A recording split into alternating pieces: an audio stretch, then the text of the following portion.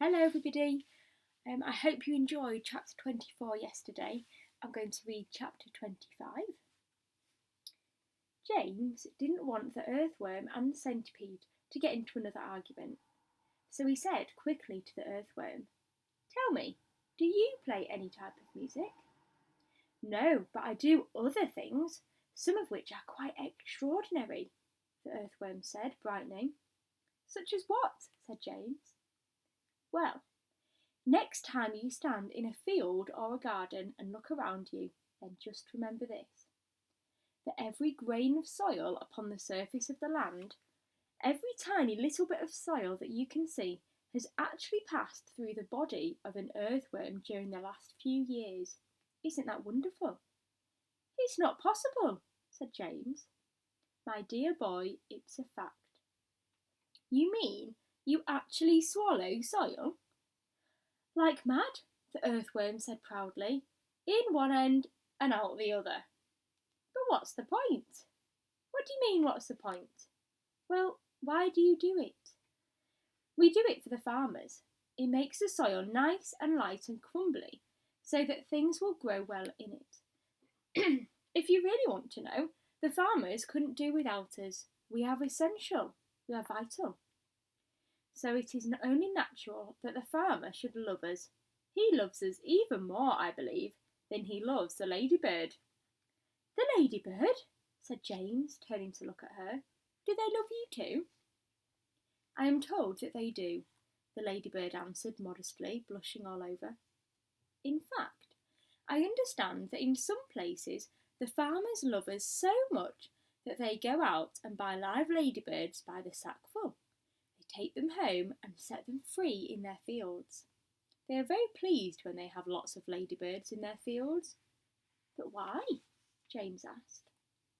"Because we gobble up all the nasty little insects that are gobbling up all the farmers' crops. It helps enormously, and we ourselves don't charge a penny for our services." "I think you're wonderful," James told her. "Can I ask you one special question?" "Please do." "Well, is it really true that I can tell how old a ladybird is by counting her spots?" "Oh no, that's just a children's story," the ladybird said. "We never change our spots. Some of us, of course, are born with more spots than others, but we never change them.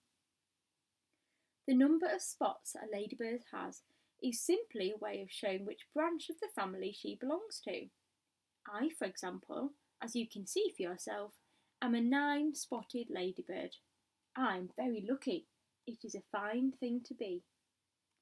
"It is indeed," said James, gazing at the beautiful scarlet shell with the 9 black spots on it. "On the other hand," the ladybird went on, "some of my less fortunate relatives have no more than 2 spots altogether on their shells. Can you imagine that? They are called 2-spotted ladybirds, and very common and ill-mannered they are, I regret to say. And then, of course, you have the 5-spotted ladybirds as well. They are much nicer than the 2-spotted ones, although I myself find them a trifle too saucy for my taste. But they are all of them loved," said James. "Yes," said the ladybird, "they are all of them loved." "It seems that almost everyone around here is loved. How nice is this?" said James. "Not me," cried the centipede. "I'm a pest, and I'm proud of it. Oh, I'm such a shocking, dreadful pest." "Hear, hear," said the earthworm. "But what about you, Miss Spider?" asked James. "Aren't you also much loved in this world?"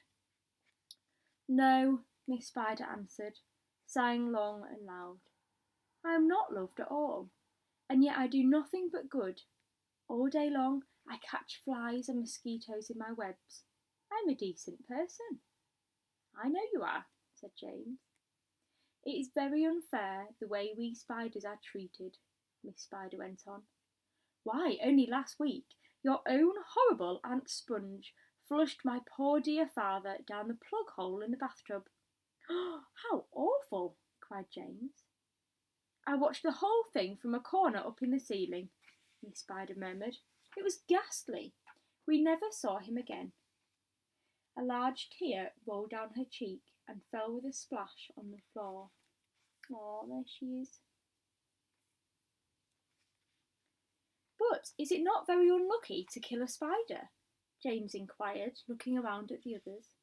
Of course it's unlucky to kill a spider, shouted the centipede. It's about the unluckiest thing anyone can do. Look what happened to Aunt Sponge after she did that. Bump! We all felt it, didn't we, as the peach went over her? Oh, what a lovely bump that must have been for you, Miss Spider. It was very satisfactory, Miss Spider answered. Will you sing us a song about it, please? So the centipede did. Aunt Sponge was terrifically fat and tremendously flabby at that. Her tummy and waist were as soggy as paste. It was worse on the place where she sat. So she said, I must make myself flat. I must make myself sleek as a cat. I shall do without dinner to make myself thinner. But along came the peach, oh, the beautiful peach, and made her far thinner than that. That was very nice, Miss Spider said. Now sing one about Aunt Spiker. With pleasure, the centipede answered, grinning.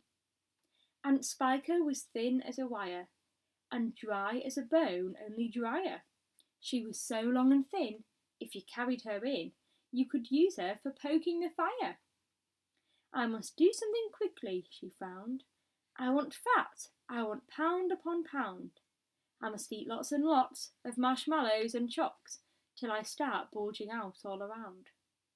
Ah, yes, she announced, I have sworn that I'll alter my figure by dawn.